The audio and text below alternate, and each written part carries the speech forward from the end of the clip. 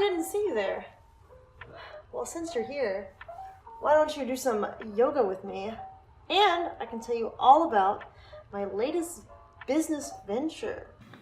So now that I have your guys' attention, do you guys remember that whole thing that happened with Amouranth and her husband? You know, how he was yelling at her and, saying that he was going to destroy their whole business and everything and blah, blah, yada, yada, yada. You guys probably don't, because I don't know if you guys follow Amouranth or Twitter drama. But, yeah, that was a thing that happened. And I didn't talk about it because I kind of need to get my thoughts together. Because I was kind of waiting to see if other people would talk about this odd parasocial relationship. There's a little bit of that. There was a smidge. There was a comment I saw. But I hadn't really seen. And I would do some more research to see maybe I can find more people talking about this very, very common business model that a lot of young ladies are doing. That is, parading themselves as sexually available young ladies on the internet in order to gain the favor and attention and money of lonely men that don't really have a lot of relationships, or particularly don't have very fulfilling relationships. There are a lot of young men that are in sexless marriages that are still tossing a good amount of money to these women to feed into a relationship that can never, in principle, ever be fruitful.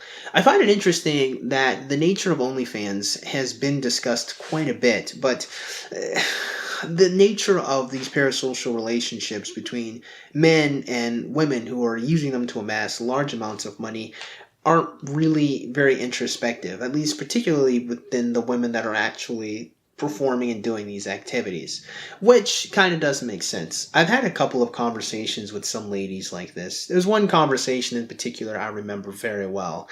I never posted it, even though I do have the audio. I just thought it would be goofy to just randomly say, hey, here's an old conversation I had and just upload it, or whatever.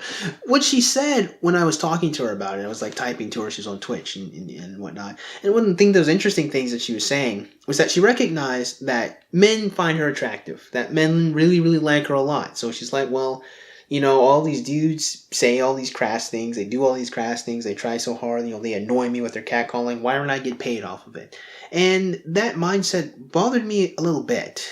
Not just because she justified her actions with revenge, more or less, or she didn't justify her actions of being on OnlyFans with any degree of virtue, as if you really could, but, I could be surprised, maybe there is a way to do so. It was that she was actually not taking money and resources from those men who would have been catcalling her and sexually bothering her, but the men that are actually, ironically, probably going to be a little bit more respectful, or at least the ones that get a little more deeper into actually wanting a relationship.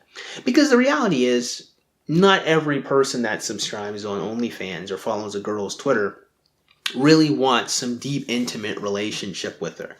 A huge chunk of them just find the woman attractive, and they're just using her as the sex object she's kind of formulated herself to be. She's attractive, she's beautiful, they jerk off to her.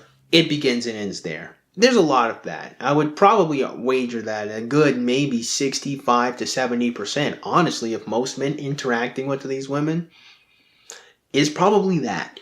But the other 30%, the ones that really are throwing in the big bucks, the ones that are really investing in these women, that lonely margin, those guys, even if they might be the minority, from what I perceive, to be completely honest with you, I could be absolutely wrong and that might be reversed, but I don't think I am. I could be. Just to be humble, don't think I am. Despite the fact, whether it's the minority or the majority, you have a lot of young men who are lonely, sad, bitter, aren't able to actually have good relationships with women, and they find themselves on the internet giving a whole bunch of money, a whole bunch of time, and connecting themselves emotionally to this facade, to this image, to this portrayal of some awkward woman that is kind of somewhat cool, that also plays video games and is really open to conversation. Real work started the way all great businesses do, with one person, me, and an idea, my idea. Right? Now, Amouranth is a particularly interesting thing to me because there's elements of Amouranth that I find attractive, like on a surface level, like her face. But then she has, it looks like she's had breast augmentation surgery, and I don't really like the way those boobs are kind of shaped. They kind of look a little alien to me. Also, her body's not framed very well with it, so that's kind of like another element of it I don't particularly find visually appealing.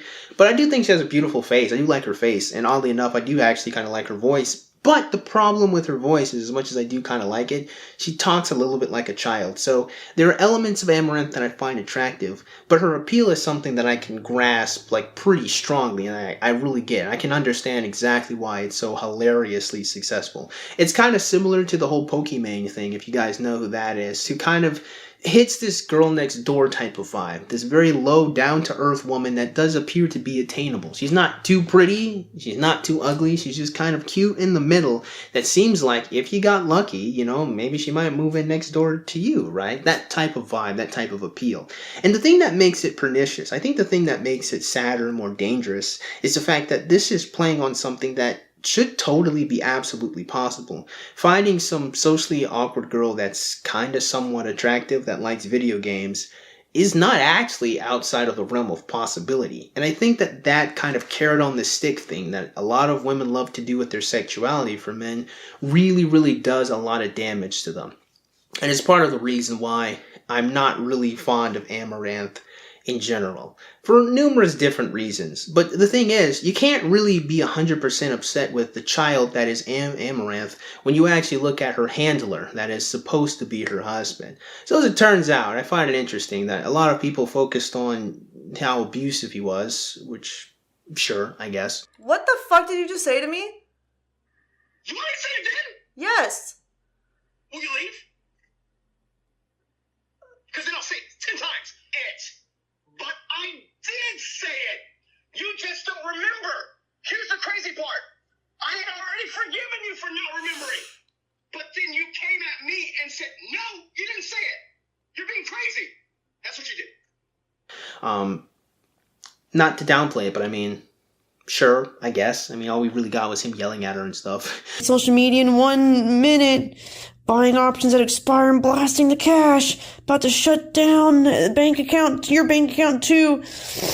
Lag is terrible. Stream is garbage. It's like, about to delete Twitter in 30 seconds. If you don't call me, your phone's literally off, right? I'm just like, it literally died. Gonna donate $250,000 to Palomacy. It's like a bird sanctuary he likes. In the next 2 minutes, $250K gone. We'll donate $500K in 3 minutes. If no call in 1 minute, I will absolutely make sure Kyron goes to a meat packing house. I find it interesting that Amouranth's strategic turning on of her microphone so everyone who was watching her Twitch stream could listen on to that conversation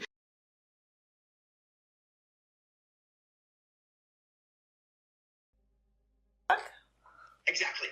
was not commented on a lot more often. That it was clearly her utilizing her simp army to garner some support.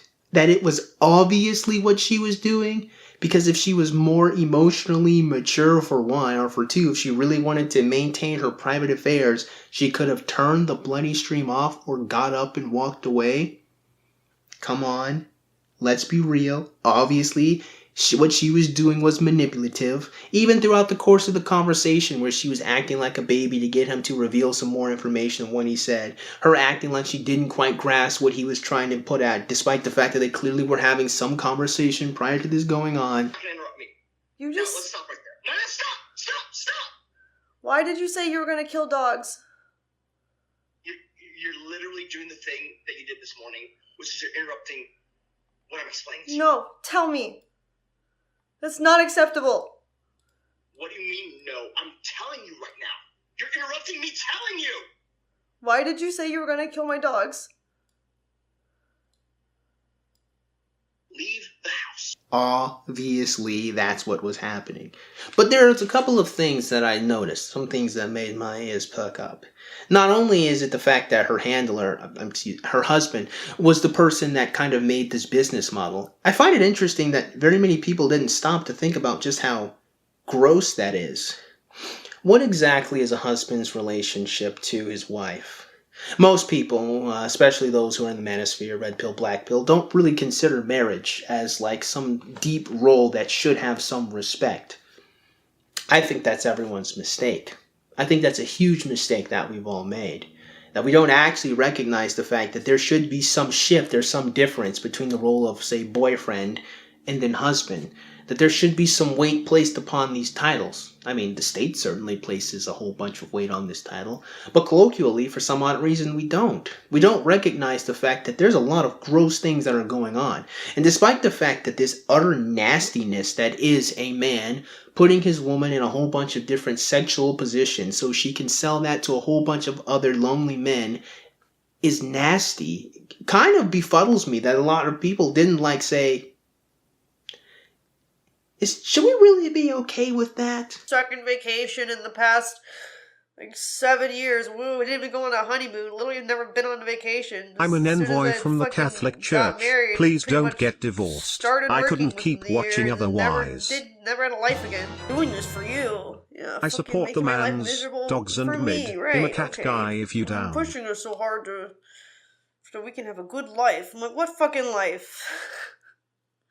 You're not gonna stop. Every time I hit a milestone, you just make it farther. Arden Ross said, check Dogs DMs. and Meta, he was pushing me to stream every day. I needed to be in the hot tub for 12 hours, 15 hours. And then in September, we'll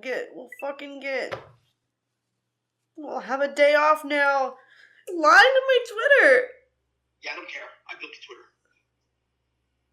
You used my body to build this empire. And I'm gonna get your OnlyFans banned too. I literally know the CEO. I can literally just ask her. And so do I. And guess what? I never signed You don't know her. You don't even talk to her. I'm the one who calls her. My body is in the content, and I never signed a waiver. Your body is not in the content. Really? Your hands? Ooh, lots of people's hands are. I'm gonna sue you for every fucking dime. The whole thing, all those concepts are literally your idea. You can't act like you didn't.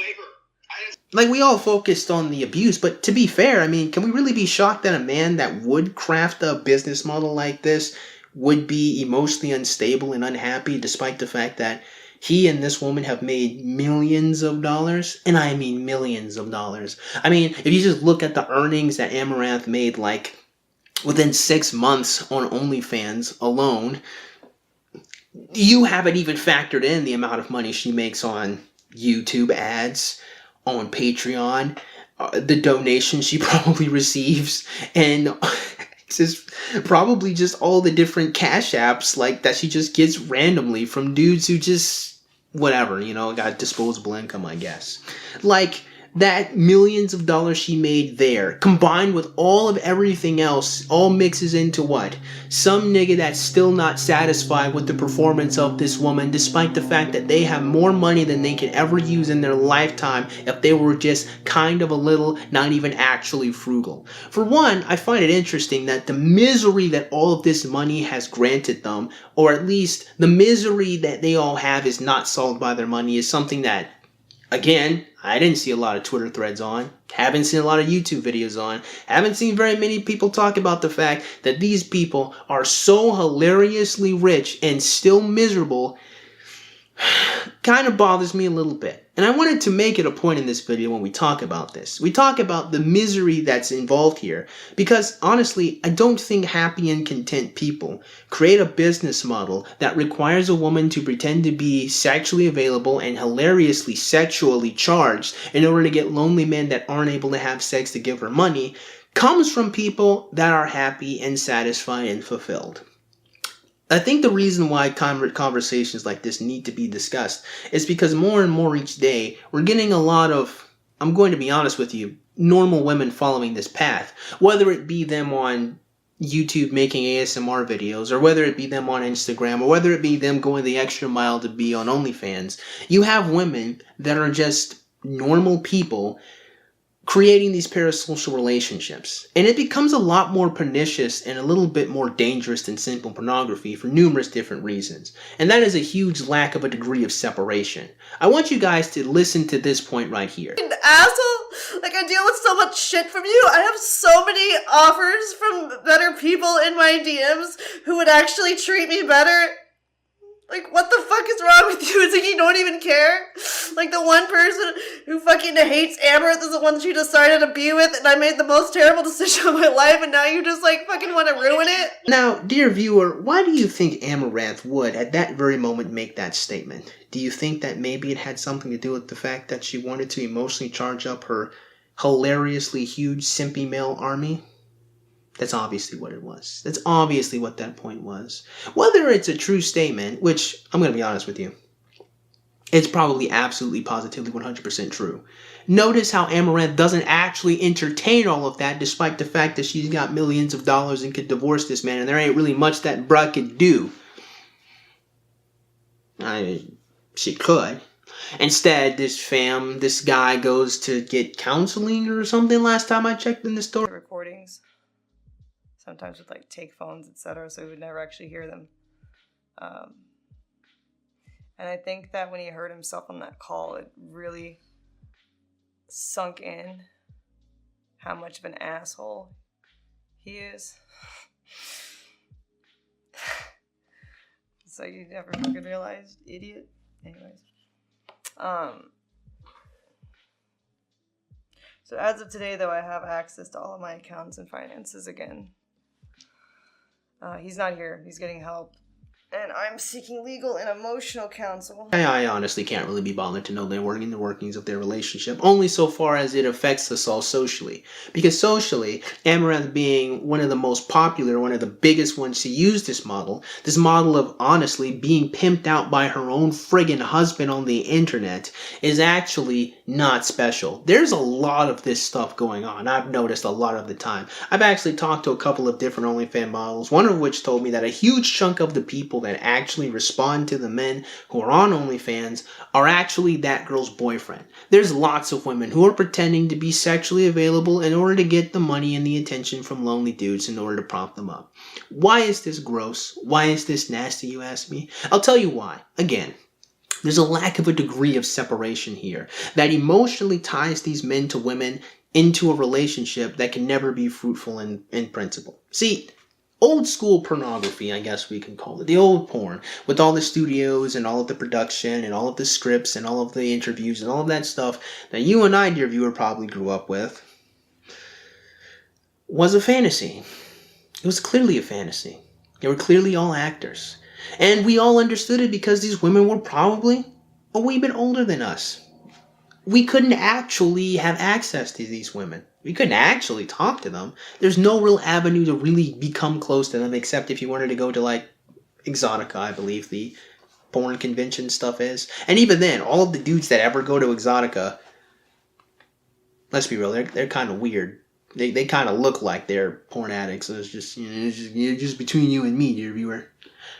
The point is, there's a degree of separation in old pornography. It's a clear fantasy. Again, not just because these women were just straight up acting sometimes, like they really were, they are actors, they are performing. There's no way to really get clear access to them until OnlyFans. I say until, but it's specifically OnlyFans. You didn't just have pornographic actresses that go to OnlyFans in order to, obtain residual income from their performances, which, I'll be 100% honest with you, does make perfect sense that those women would actually have an OnlyFans, considering that they were performers that built up a fan base. What you then gather, or what you then get, are women that didn't actually build up fan bases through any degree of sacrifice or merit. To be fair to porn performers, sacrificing a huge chunk of what you could possibly do to be a porn performer it extracts a heavy toll, if I'm going to be fair to them, despite the fact that I disagree with their life choices. Normal women, average women, sometimes dead-ass lawyers, nurses, teachers flooded OnlyFans to create something that is wholly new and wholly different, so that didn't exist in old school pornography. And that is an actual relationship and contactship with a lot of these men. But the thing that's interesting is the men that flock to this stuff are typically men that aren't having good, strong relationships with women. And what happens is they weave themselves into this odd parasocial relationship with a woman that can never actually give them what they desire. And what they really desire, I'm going to be frank, it might sound a little bit gay, but to be loved and to be respected and cared for. A lot of these men are being baited by, as you saw, that type of performance that Amouranth had. Again, we see the most extreme and the worst type of it, but if it's not this extreme, you get stuff like this. What did I do, you might ask? Well, besides cry deeply and panic, I hired an assistant. Boy, did she really help. Helped shave my asshole and everything. And another one. And soon, all of the Avengers were assembled. And that's when my brand really took off, and I don't just mean my clothes. The ins and out of my business, and you know, they really started nailing me. They started nailing it. And yeah, incredibly heavy-handed sexual innuendos that obviously and clearly exist to just titillate young men and use their baser lizard instincts to get them to want to support her and follow her. To be quite honest with you, there is an interesting question that does need to be asked, that no woman asks herself because they don't have enough self-awareness. And that is, what is the purpose of my beauty? What can I use this physical attraction I've been blessed with for? What am I supposed to do with being an attractive person? I mean, it's not something I particularly chose to do, no matter how much I put money into it, no matter how much I put stock into it. A lot of it is just genetics. And even if I go so far as to paint my face with makeup, again, I mean, I'm only just following what I believe is attractive to men. What am I supposed to do with this ability to get men to want and desire me? It's an interesting question. It's an interesting question that a lot of young ladies, mothers and grandmothers and friends and aunties and sisters don't pose to them and don't actually give them a path or avenue to do anything virtuous with. In fact, an interesting question needs to be asked is, can anything virtuous be done with something that is so skin deep and so shallow? I mean, ultimately, what difference does it really make that Amouranth is such a pretty person? All of these young men follow Amouranth for two reasons. One, she's beautiful, and two, she's incredibly relatable. But really, what does this all do for any of us? What really is the grand service that is presented, apart from the titillating entertainment of our baser lizard urges of fantasizing about having some cool video game girl kind of give us attention and be sexual? It's preying on an intimate... It's preying on... Man, this kind of makes me really sad.